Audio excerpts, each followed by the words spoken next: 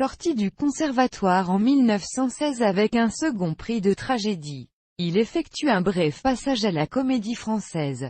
Soldat au 8e régiment de génie durant la Grande Guerre. Il est blessé au visage par un obus en 1916 et obtient la Croix de guerre. En 1921, il obtient un grand succès au cinéma dans le rôle de Planchet, valet de D'Artagnan, dans la version des Trois Mousquetaires d'Henri Diamantberger.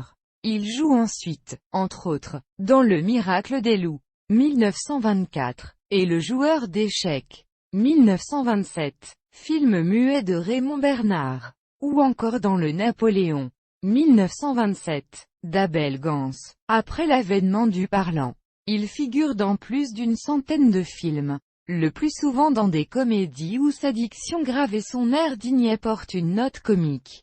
Il joue notamment dans Le Million de René Clair avec Annabella, 1931, deux films réalisés en 1938 par Christian Jacques. Les Disparus de Saint-Agile avec Éric von Stroheim et Michel Simon, et Raphaël le Tatoué avec Fernandel. Destin de Richard Potier avec Tino Rossi, 1946, ou encore Souvenirs perdus de Christian Jacques en 1950.